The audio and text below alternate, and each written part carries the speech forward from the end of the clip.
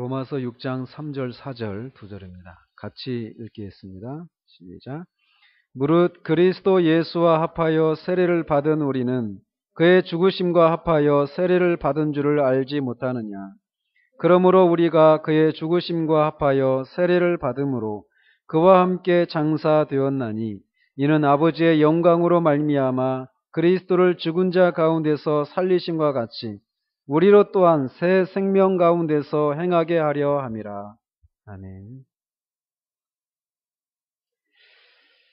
네, 우린 지난주에 그리스도의 보혈이 하나님을 만족시켰다. 그리고 죄를 지음으로 말미암아 초래된 것이 하나님과의 관계에서만 문제가 아니라 우리 안에서도 그런 죄책감을 가지게 되었고 또 사탄도 우리를 공격하는 그런 빌미를 제공하게 되었기 때문에 그 세 가지 측면에서 문제 해결이 있어야 되는데 그리스도의 보혈이 그 세 가지 측면에서 하나님을 만족시키고 우리의 양심도 사탄의 그런 송사를 막아낼 수 있는 그런 효과적인 그런 일을 했다라고 하는 내용을 우리가 살폈습니다. 그래서 그리스도의 보혈은 거룩하신 하나님을 만족시켰기 때문에 우리가 죄 용서를 받고 하나님 앞에 나아갈 수 있게 했다라는 것이죠.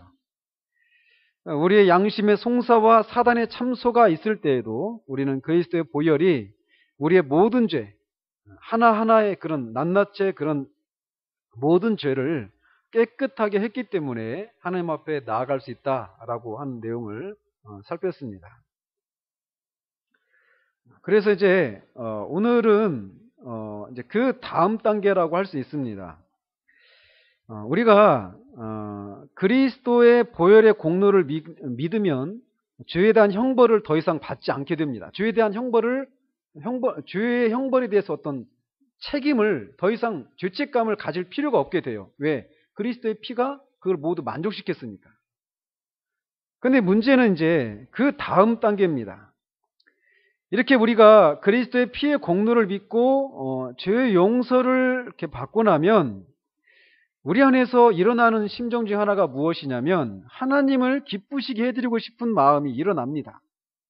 왜 그러느냐면 그리스도의 그 피의 공로를 믿는다라고 하는 내용은 우리가 거듭났기 때문에 그런 것이 가능한 겁니다. 그래서 우리가 거듭남에 대해서 살펴보면서도 첫 번째 그 증거가 예수 그리스도가 하나님의 아들이시고 그가 우리의 죄를 위한 구세주이시다라고 하는 것을 믿는가를 보면 내가 거듭났는가 거듭나지 않았는가를 알 수 있다라고 말씀드렸잖아요. 그렇기 때문에 우리가 그리스도의 피의 공로를 믿고 우리가 죄의 용서를 받았다라고 하는 것을 안다라는 것은 믿는다라는 것은 내가 거듭났기 때문이라는 것입니다. 그래서 오전에도 말씀드린 것처럼 우리가 거듭날 때 우리 영혼의 기능에 급격한 변화가 일어나는 거예요. 그래서 지성과 감정과 의지에 그런 변화가 일어납니다. 그래서 우리의 지성이 깨어나는 거예요. 그래서 영적인 것들을 깨닫고 분별할 수 있습니다. 그 일을 하시는 분이 누구십니까? 성령님이신 거예요. 거듭날 때 성령님 우리 안에 거하시기 시작하신단 말이죠. 그래서 성령님이 그 진리들을 영적인 것들을 깨닫게 하십니다. 우리의 그런 영적인 지각이 그래서 열리기 시작하는 거예요.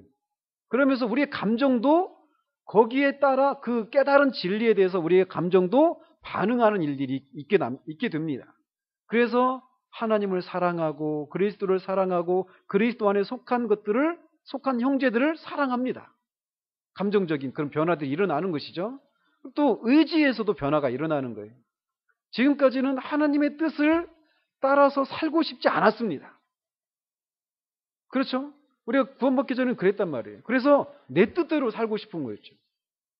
다 내가 내 삶의 내가 주인이 나란 말이죠. 그래서 내가 하고 싶은 대로, 내가 되고 싶은 대로, 내가 이루고 싶은 대로 그것대로 살았단 말이에요. 그리스도인은. 그리스도인 되기 전에. 근데 거듭나고 나면 그 의지가 변화가 되면서 내 뜻이 아니라 하나님의 뜻대로 살려고 하는 마음이 일어난다는 거예요. 그래서 하나님이 우리 안에 성령을 두시고 그의 기쁘신 뜻을 이루시기 위해서 우리 안에 소원함을 불러일으킵니다. 그리고 우리 안에서 행하신단 말이에요. 성령께서. 그래서 행하신다라고 할 때 그 말이 에너기오 해서 에너지 있잖아요. 그렇게 행할 수 있는 소원함을 불러일으킬 뿐만 아니라 살 수 있는 에너지를 공급하는 일들을 성령께서 하시기 시작하는 거예요. 자, 그래서 이렇게 우리가 예수 그리스도의 피의 공로를 믿고 죄 용서를 받았다라고 하는 얘기는 우리가 거듭났다라고 하는 거예요. 그래서 이제 거듭남에 대한 내용들도 우리가 살펴봐야 되는데 그건 제가 뒤에서 살펴보도록 하고요. 어쨌건 그런 우리 안에서 지성적으로, 감정적으로, 의지적으로 그런 변화들이 일어나면서 자연스럽게 나를 용서해 주신, 나를 구원해 주신 하나님을 위해서 살고 싶은 마음이 일어납니다. 자, 보세요. 그래서 우리가 죄를 짓지 않으려고 하고 또 적극적인 측면에서는 하나님을 기쁘시게 해드리고 싶은 거룩함을 쫓는 그런 삶이 자연스럽게 흘러나옵니다. 자, 여러분들에게서 그런 과정들이 있었죠. 구원 받았을 때. 이거는 뭐 누가 이렇게 해라 말아와 하지 않아도 그냥 너무 자연스럽게 우리 안에서 일어나는 것들입니다. 그렇죠? 그래서 이제 그래서 그 하나님께서 싫어하실 만한 이런저런 죄들을 멀리하려고 하는 그런 노력들을 하기 시작합니다. 구원받기 시작하면. 그런데 그래서 이제 나 이것 옛날에 이런 죄도 지었고 저런 죄도 지었고 그랬는데 이제는 그런 것들을 안 해야지 하면서 어떤 행동들을 고치기만 하면 내가 이제 아주 이제 훌륭한 그리스도인이 될 것이다라고 하는 그런 생각들을 가지고 그렇게 시작을 합니다. 아까 우리 점심시간에 막 그런 좌충우돌하는 그런 경험을 들었잖아요. 그렇게 시작하는 겁니다. 처음에는 다. 근데 문제는 그렇게 우리가 몇 가지 행동을 고치면 내가 좀 더 이렇게 성숙하고 훌륭한 그리스도인이 되겠거니 하고 뭐 시도를 하지만 그렇게 안 되는 우리들을 발견합니다. 그래서 나는 교만한 사람이었어. 그래서 겸손해야지. 그래서 겸손해지려고 막 나를 낮추고 겸손한 말을 하고 생각하고 행동하려고 하는데 어떻습니까? 그게 됩니까? 안 되는 것을 보는 거예요.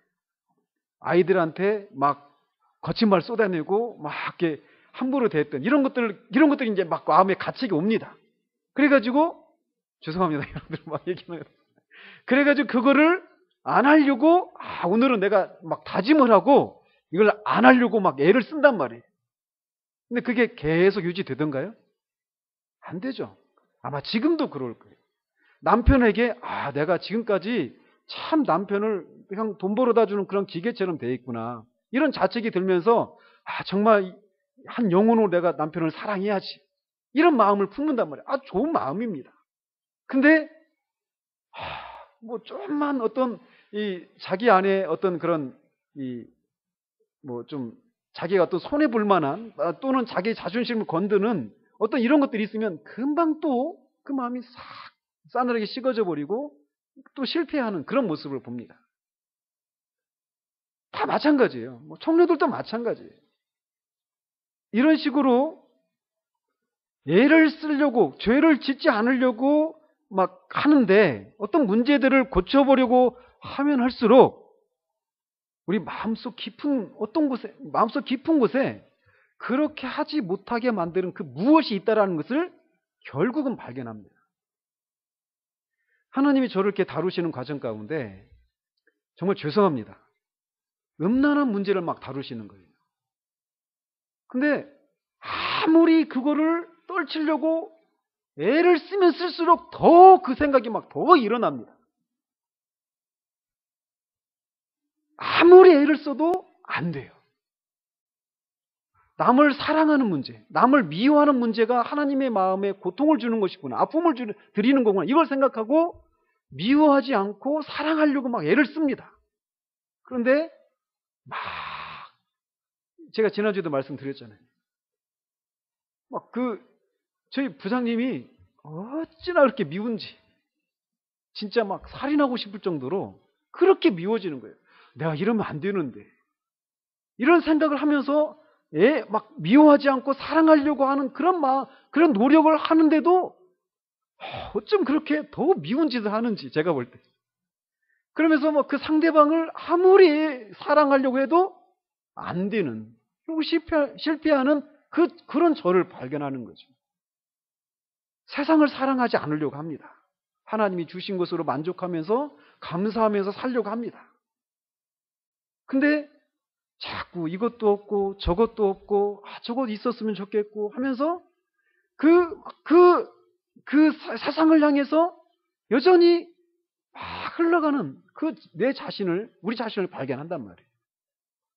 이런 식으로 뭔가 어떤 게 선한 것이고 어떤 게 옳은지에 대한 그런 지각이 생기면서 그렇게 하고 싶은 마음도 있고 또 그렇게 하려고 하는데 안 되는, 자꾸 실패하는 우리들의 모습을 본다라는 거예요.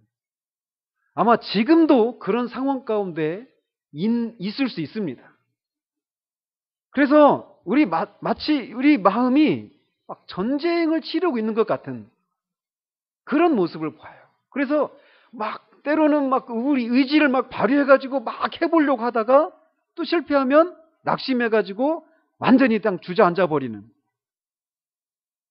이런 것을 계속, 그러다가 또 다시 막 회복해가지고 해보려고 하고 실패하고 계속 이런 패턴을, 이런 식의 삶을 살아가는 경우들이 많다라는 거예요. 그거를 로마서 7장에서 사도 바울이 아주 잘 그려놨죠. 그래서 좀 길긴 하지만 이렇게 읽어드리면, 내가 행하는 것을 내가 알지 못하노니 곧 내가 원하는 것은 행하지 아니하고 도리어 미워하는 것을 행함이라. 원하는 것을 행하고 싶은데 그렇지 않고 오히려 미워하는 것을 행하고 있는 자신을 발견하는 거예요. 만일 내가 원하지 아니하는 그것을 행하면 내가 이로써 율법이 선한 것을 시인하노니 이제는 그것을 행하는 자가 내가 아니요 내 속에 거하는 죄니라. 내 속 곧 내 육신에 선한 것이 거하지 아니하는 줄을 아노니 원함은 내가 있으나 선을 행하는 것은 없노라. 내가 원하는 바 선은 행하지 아니하고 도리어 원하지 아니하는 바 악을 행하는도다. 만일 내가 원하지 아니하는 그것을 하면 이를 행하는 자는 내가 아니요 내 속에 거하는 죄니라. 그러므로 내가 한 법을 깨달았노니 곧 선을 행하기 원하는 나에게 악이 함께 있는 것이로다. 내 속사람으로는 하나님의 법을 즐거워하되 내 지체 속에서 한 다른 법이 내 마음의 법과 싸워 내 지체 속에 있는 죄의 법으로 나를 사로잡는 것을 보는도다. 오호라, 나는 곤고한 사람이로다. 이 사망의 몸에서 누가 나를 건져내랴. 우리가 예수 그리스도의 보혈의 공로를 믿고 죄의 용서를 받으면 그렇게 우리 양심을 짓누르던 그 죄책감으로부터, 하나님으로부터 심판을 받을 것에 대한 그런 두려움, 공포 이런 것으로부터 벗어나서 그런 자유함을, 해방을 막 맛봅니다. 그래서 뭐 어때요? 아까 막 초신자 때 막 그런 기쁨이 막 있습니다. 진짜 막 기쁘죠. 그런데 시간이 지나면서 말씀드린 것처럼 사도 바울이 말하는 것처럼 오라, 나는 공고한 자로다. 내가 원하는 것을 하기를 원하지만, 속사람 내가 그 원하는 것을 하나님 기뻐하시는 선을 행하기를 원하지만 그렇게 하지 않고 다른 대로 나를 죄의 법으로 끌어가는 또 다른 어떤 존재가 내 안에 있다라고 하는 것을 발견하게 된다라는 거예요. 결국은 그것을 발견하게 됩니다. 그러니까 그것을 발견했을 때 사람들의 반응은 두 가지예요. 하나는 뭐냐? 말씀드린 것처럼 계속 그 패턴을 계속 반복하는 겁니다.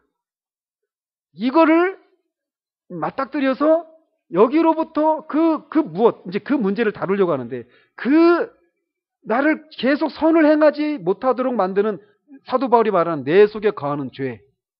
이거를 죄의 권세, 죄의 권능이라고 말할 수 있거든요. 그리고 사람 입장에서 보면 그렇게 죄의 권세에 사로잡혀 있는 그 옛 사람이거든요, 그게. 그 문제에 직면하는 거예요. 자아의 문제에 직면한다란 말이에요. 그래서 그거를 딱 보기 전까지는 이 신앙생활이 굉장히 막 진짜 그야말로 영어로 이지 고잉이에요. 막 완전히 해피예요, 해피. 진짜 기쁨이 있습니다. 그런데 그것을 발견할 때 실패하는 나를 보면서 처음에는 그거를 내가 이렇게 해서 잘못했기 때문에 실패했구나 하면서 내가 또 다른 어떤 의지를 발휘해가지고 이걸 극복해 보려고 시도를 합니다. 그죠? 근데 그렇게 해서 어떤 때는 잠시 뭔가 성공하는 것 같아요. 근데 또다시 실패합니다. 근데 이것을 계속 반복하다 보면 나중에는 두 가지예요. 자기 자신을 합리화시키고 변명하는 거예요. 야, 이거 뭐 다 그렇게 누가 그렇게 살 수 있겠어 이런 식이죠. 또는 나중에는 냉소적이 됩니다. 그리고 또 하나는 막 이제 의심하는 거예요. 내가 정말 구원받은 거 맞는가 하면서 다시 처음 자리로 돌아가는 거예요. 여러분들 아니 일어나는 얘기 아니에요 지금? 그죠? 근데 거기에 답이 있단 말이에요. 그런 패턴을 계속 반복해 나가는 것이 그리스도의 삶이 아닙니다. 그리스도인은 승리하는 사람들이에요. 하나님 나라는 먹고 마시는 데 있지 않고 의와 화평과 희락이다라고 말해요. 하나님 나라는 의와 화평과 희락입니다. 그 원리를, 그 비밀을, 그 진리를 깨달아야 된다는 거예요. 그거를 지금 얘기하는 겁니다.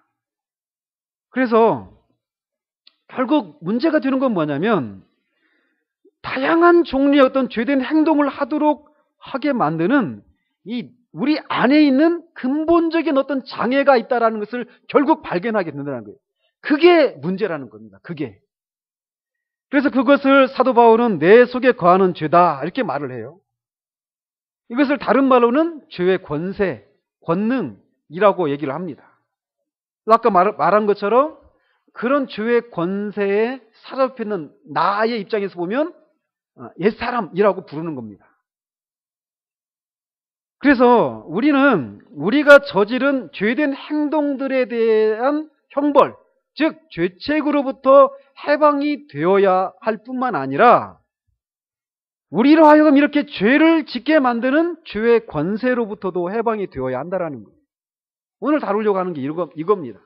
결론적으로 말씀드리면 주님의 보혈은 이 죄의 권세로부터 해방하게 하는 그런 방편이 아니라는 겁니다. 그건 뭐냐? 십자가라는 거예요. 자, 그래서 한 가지 이제 좀 얘기를 좀 바꿔서요. 한 가지 질문을 한번 해보겠습니다. 누가 죄인입니까? 어떤 사람이 죄인입니까? 제가 항상 질문할 때 좀 질문하고 나서 제가 좀 대답하기 어려운 그런 포괄적인 질문을 하는구나 싶어요. 어떤 사람이 죄인이냐? 결국 죄를 범하는 사람이 죄인이죠. 그죠?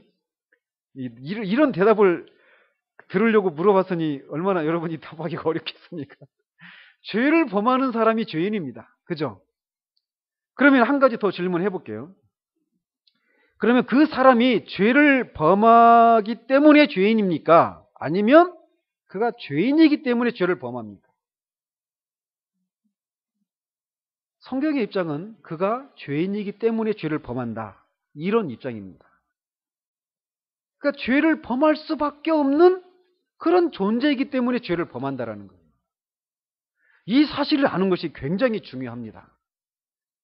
왜? 이 사실을 모르면 왜 우리가 실패하는지 아십니까? 죄를 범할 수밖에 없는 죄인인데 그 안에 선한 것이 있을까요? 없단 말이에요. 근데 우리의 의지를 발휘해가지고 그런 죄인이 뭔가 선을 해보려고 시도를 하기 때문에 실패한다는 겁니다. 우리가 교리적으로는 우리가 타락해서 전적으로 무능력하고 전적으로 부패했다. 지금 배우고 있잖아요. 그죠? 아직 안 들어갔습니까? 빨리 가십시오. 근데 우리가 그걸 인정합니다. 그런데 이런 실천적인 측면에서 이거를 실제로 모르는 거예요. 내가 전적으로 무능력하다. 선을 행하기에는 무능력하다. 라고 하는 것을 인정을 해요. 교리적으로는. 근데 실천적인 측면에서는 무능력하면 어떻게 됩니까? 우리가 선을 행할 수가 없어요. 그러면 우리 힘으로 할 수 없으면 어떻게 해야 됩니까? 어떤 자력이 아니라 외부의 어떤 힘이, 도움이 필요한 거란 말이에요. 거기에서 실패하는 겁니다. 거기에서. 자, 그래서 저는 이제 이걸 나눠서 할 거예요. 저번 주에 막 제가 해놓은 걸 한꺼번에 하니까 막 저도 막 쫓겼는데.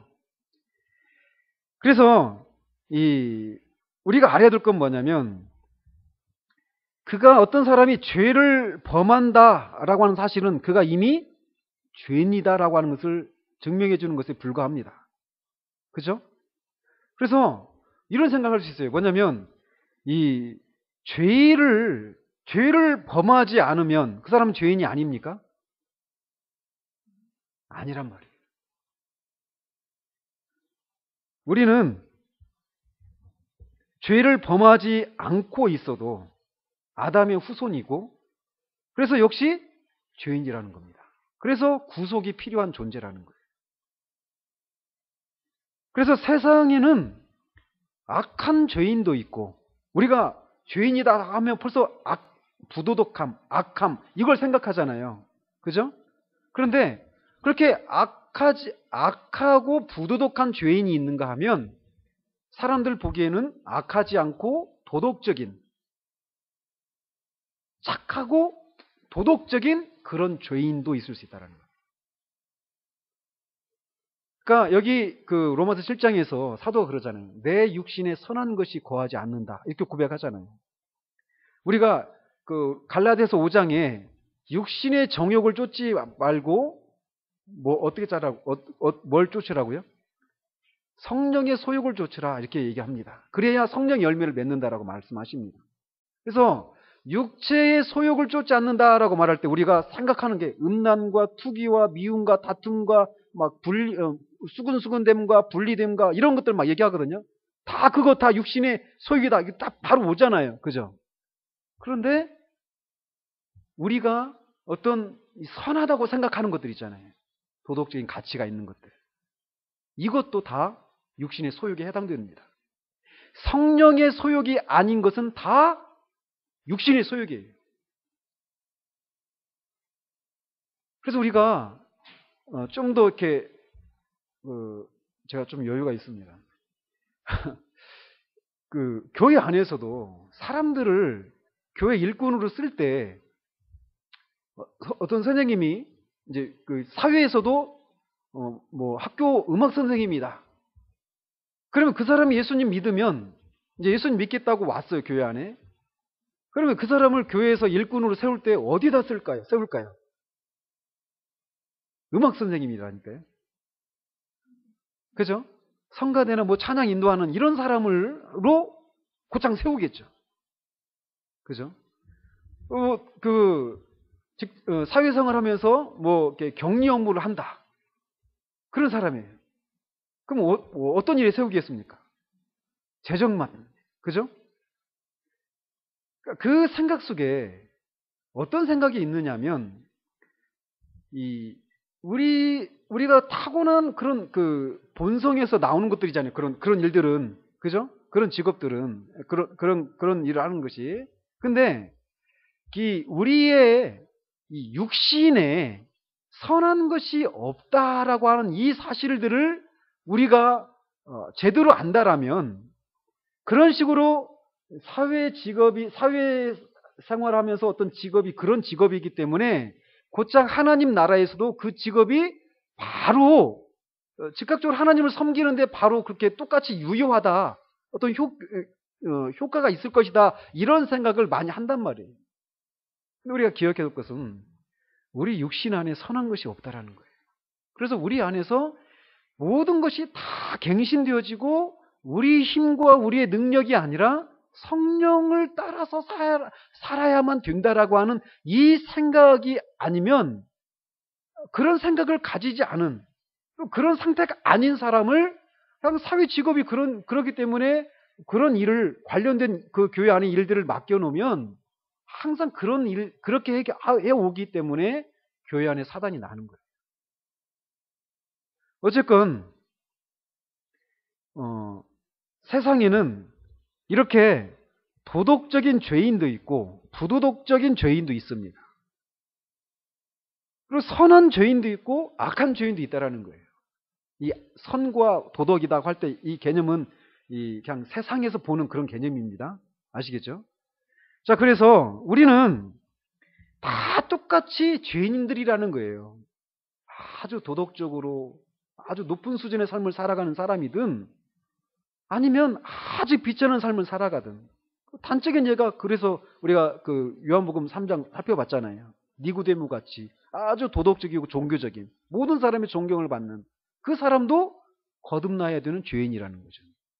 그 뒤에 사장에 나오는 사마리아의 그 수가성의 여인같이 아주 도덕적으로 낮은 수준의 삶을 살아가고 있는 그 사람이 죄인인 것처럼 그보다 비교할 수 없이 높은 수준의 도덕적인 삶을 살아가는 니고데모도 죄인이란 말이에요. 다 죄인입니다. 그래서 문제는 그래서 우리는 어떤 일들을 하지 않으면 우리는 다 괜찮다. 내가 어떤 행동들은 악하지만 우리 자신은 그렇게 악하지 않다라고 생각하기 쉽다라는 거예요. 그래서 몇 가지 악한 행동들, 좋지 않은 행동들을 고치면 내가 훌륭한 그리스도인이 될 것이다. 이런 생각을 하면서 그렇게 시도를 한다라는 것이죠. 그러나 하나님께서는 우리 자신이 근본적으로 잘못되었다는 사실들을 보여주십니다. 이게 은혜예요, 사실은. 그게 근데 그런 우리를 보는 게 참 고통스럽습니다. 요즘 저는 막 그런 자신을 많이 보거든요. 얼마나 제가 비루하고 유치한가. 너무 자기중심적이고 이기적이고 막 그런 제 자신을 봐요. 이제 뭐 나중에 다 말씀드리겠지만 우리는 우리 안에 선한 것이 없다라는 것을 결코 잊어서는 안 돼요. 이거를 잊기 때문에 우리가 이렇게 겸손한 자리에 있지 못하는 겁니다. 성령을 의지하지 않으면 안 돼요. 그래서 문제의 뿌리는 바로 이렇게 우리를 그렇게 죄된 어떤 구체적인 행동, 죄된 행동들을 하도록 만드는 죄의 뿌리라는 거예요. 죄의 권세라는 것이죠. 이 죄의 권세로부터도 우리가 해방되어야 한다라는 거예요. 자, 그렇다면 우리가 어떻게 죄인이 되었는가라는 겁니다. 자, 왜 이 말씀을 드리냐면 우리가 어떤 과정을 통해서 죄인이 되어서 그렇게 죄를 지을 수밖에 없는 그런 본성을 가지게 되었는가. 그래서 우리 육신 안에 아무런 선한 것이 없게 되었는가. 선을 행하기에는 전적으로 무능력한 존재가 되었는가. 이거를 알아야 거기로부터 빠져나갈 수 있는 길도 찾아낼 수 있기 때문에 그 과정을 살펴보는 겁니다. 자, 그래서 로마서 5장 19절 한번 보십시오. 로마서 5장 19절. 같이 한번 읽겠습니다. 시작. 한 사람이 순종하지 아니함으로 많은 사람이 죄인 된 것 같이 한 사람이 순종하심으로 많은 사람이 의인이 되리라. 자, 많은 사람이 죄인 된 것 같이 할 때 그 많은 사람 속에 우리가 들어있습니까? 안 들어있습니까? 들어있죠. 즉, 그러면 우리가 죄인입니까? 죄인이 아닙니까? 죄인이에요. 죄인인데 우리가 죄인이 된 것은 우리 때문입니까? 아니면 아담 때문입니까? 그죠? 여기 분명히 써 있잖아요. 우리가 죄인이 된 것은 우리가 개인적으로 어떤 죄를 범해서가 아니라 아담이 범죄할 때 우리도 그 안에 있었기 때문에 우리가 죄인이 되었다라고 성경이 말해주고 있다. 그래서 우리가 다 아담으로부터 한 생명으로 아담의 그 생명으로부터 태어났기 때문에 아담에게 일어난 그 일이 우리에게도 일어나게 되었다라는 겁니다. 이것을 우리가 어떻게 변경할 수가 없다라는 거예요. 그래서 우리는 우리가 죄인 된 것은 결국 우리의 어떤 구체적인 죄된 행동들을 해서 우리가 죄인 된 것이 아니라 아담 안에서 우리가 태어났기 때문에 죄인이 된 거예요. 근데 이것을 우리가 바꿀 수 있습니까? 없습니까? 바꿀 수 없어요. 제가 저희 부모님으로부터 태어났기 때문에 저의 외모나 저의 기질이나 어떤 뭐 여러 가지 재능들 이런 것들이 다 부모님의 영향을 받게 되어 있습니다. 제가 아무리 제가 부모님으로부터 타고난 이런 것들을 뭐 법적으로 제가 만약에 제가 이가잖아요. 제가 전주 이가인데 제가 제 성을 우리 부모님 마음에 안 들어 하면서 제 성을 법적으로 바꿨다고 합시다. 김씨로 바꿨다고 그래요. 그렇다고 해서 제가 제 부모님의 자녀가 안 됩니까? 제가 부모님이 가지고 있는 그런 기질들이 제 안에서 사라집니까? 그거 절대 안 됩니다.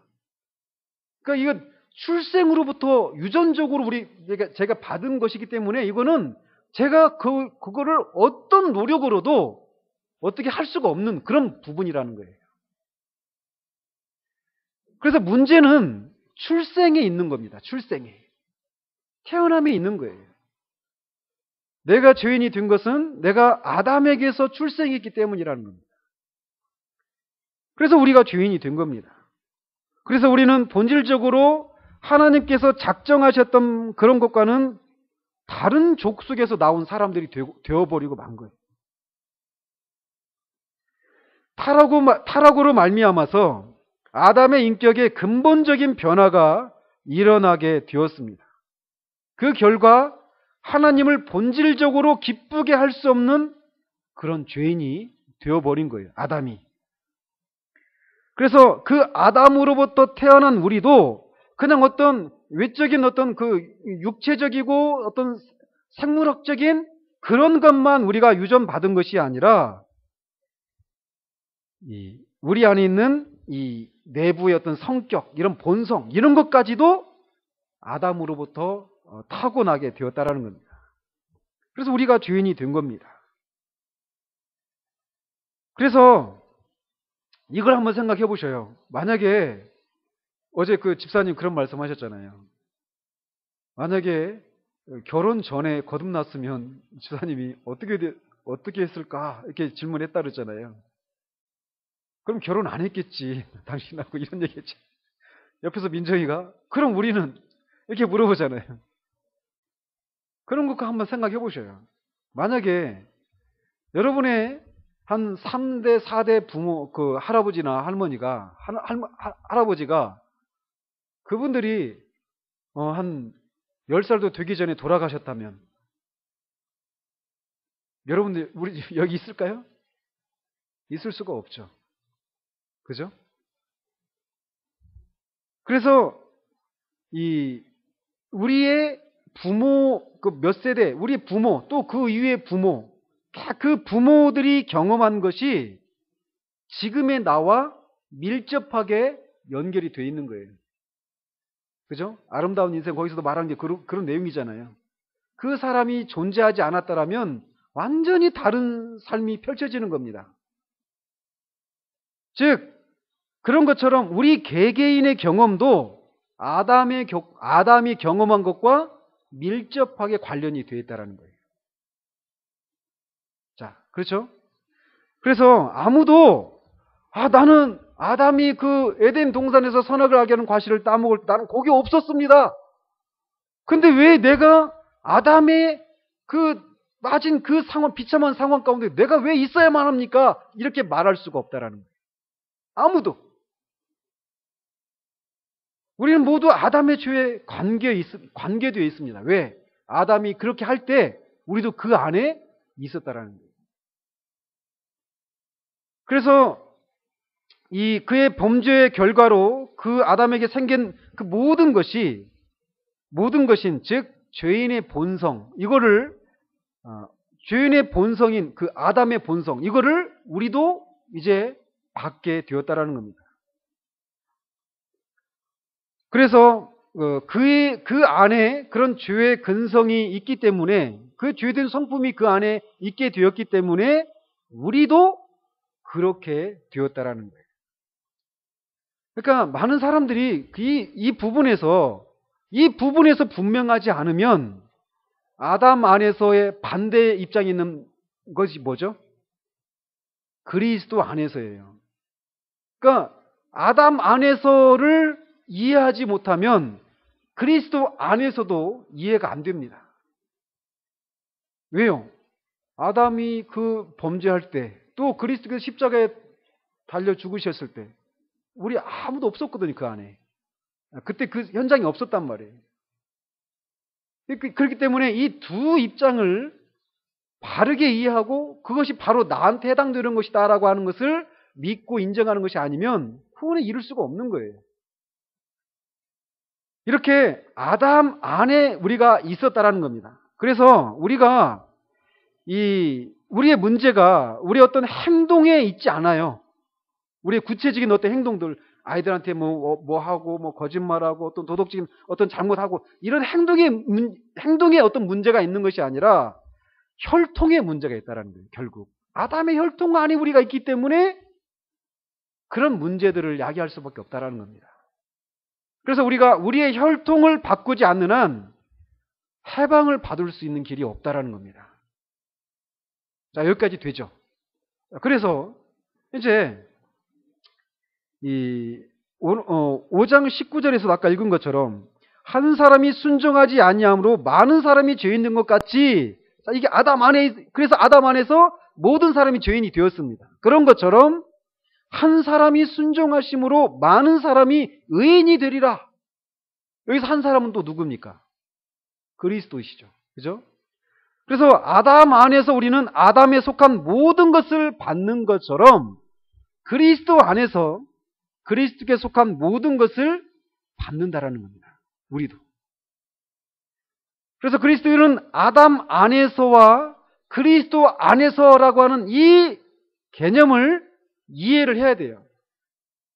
이 개념을 이해하기 위해서는 히브리서 7장에 보면 예수님 그리스도의 대제사장 직무가, 제사장의 직무가 레위 계통에서 나온 레위 자손인 아론 계통의 제사장들보다 그 직무가 더 우월하다, 이런 얘기를 이제 입증을 하려고 하잖아요.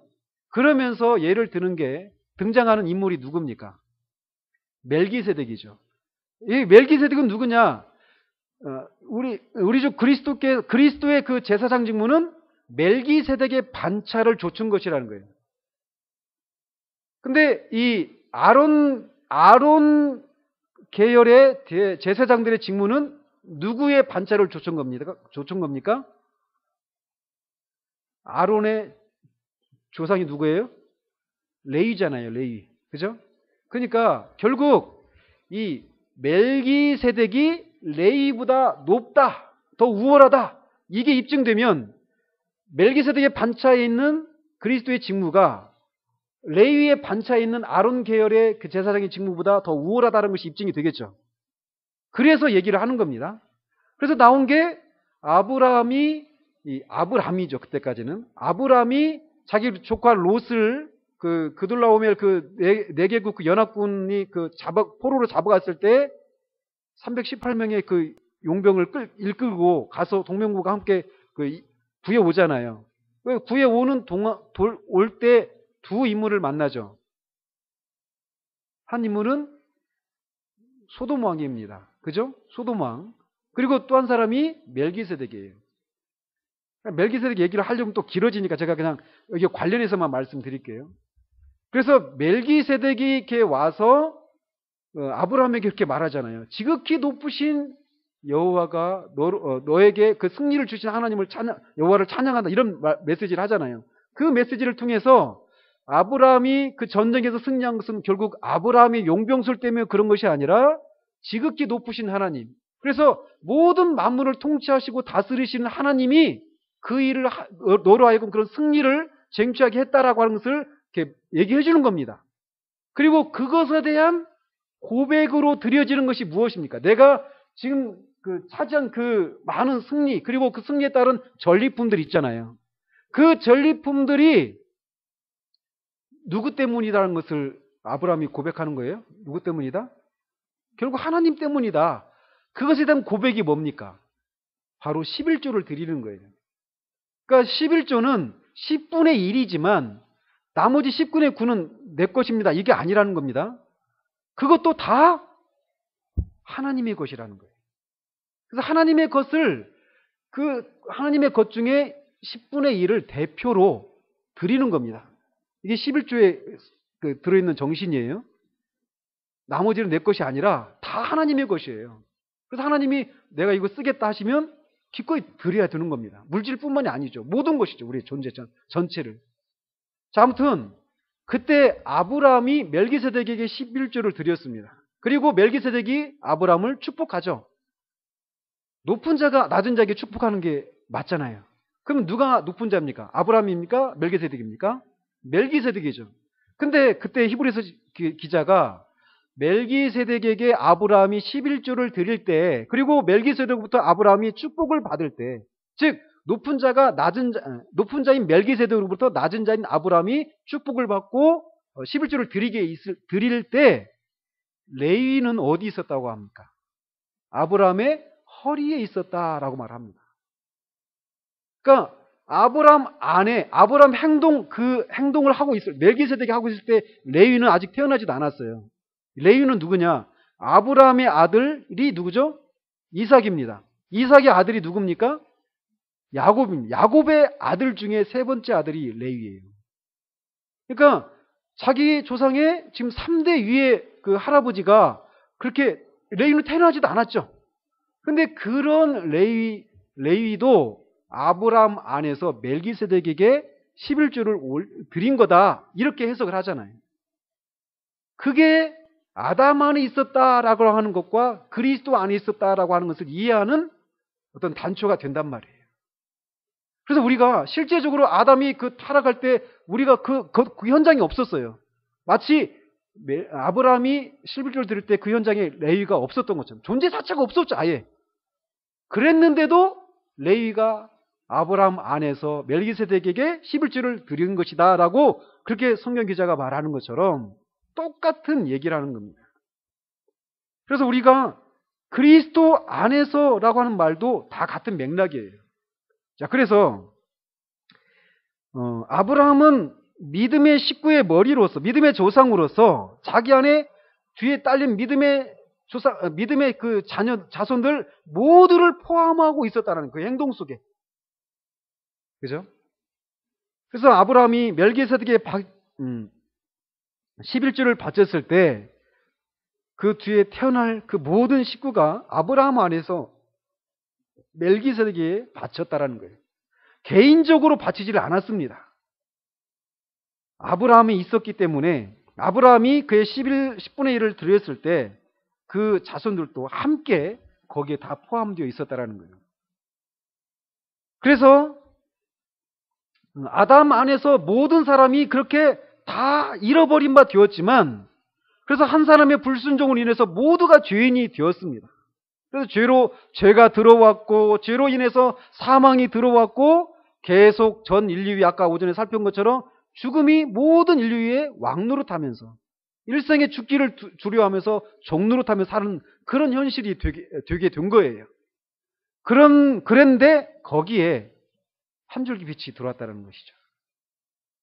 한 사람의 순종하심으로 말미암아서 우리가 의인이 될 수 있는 길을 하나님이 마련해 놓으셨다라는 거예요.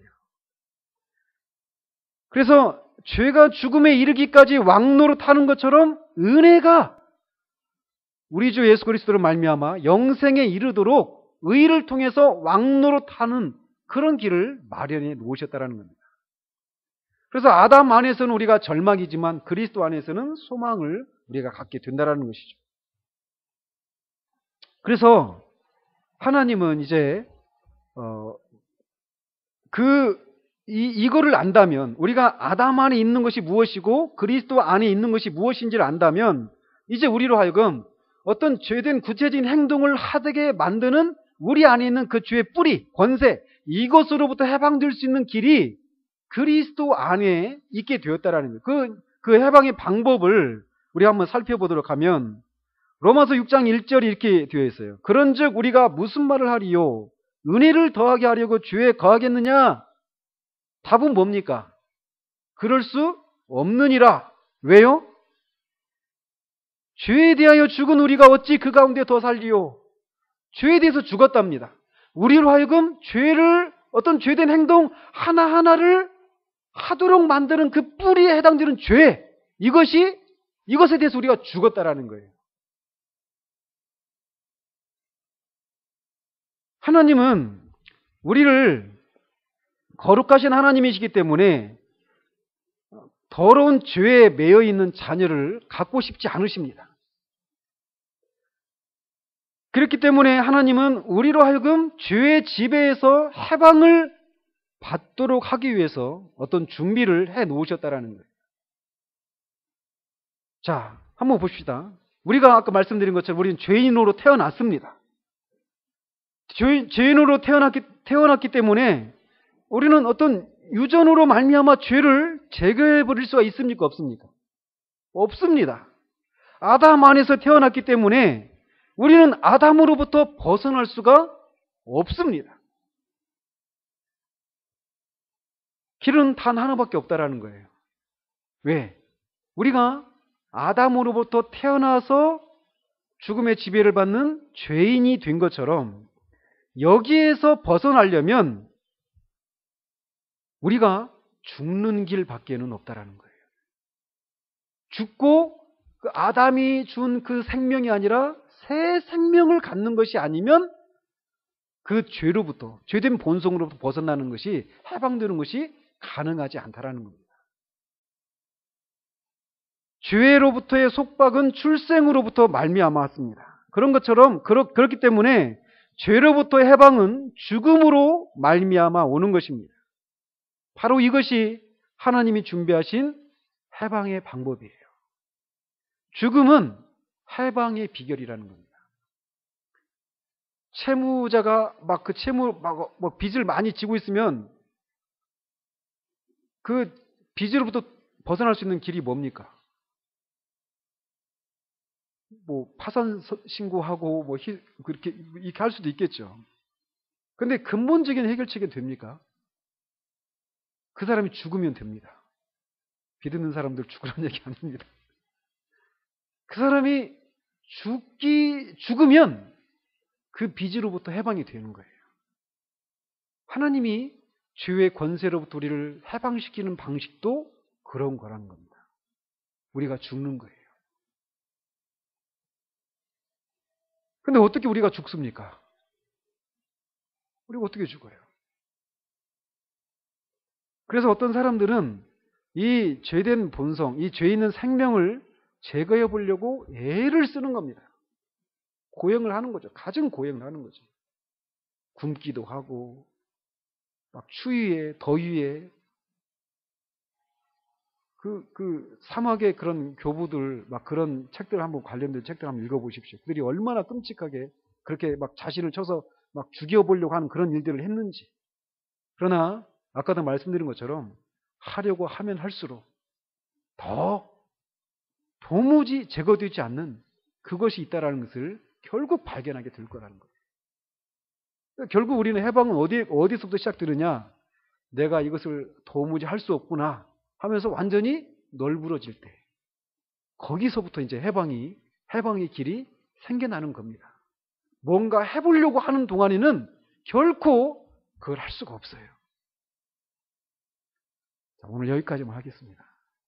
다음에 이어서 하도록 하겠습니다. 기도하겠습니다.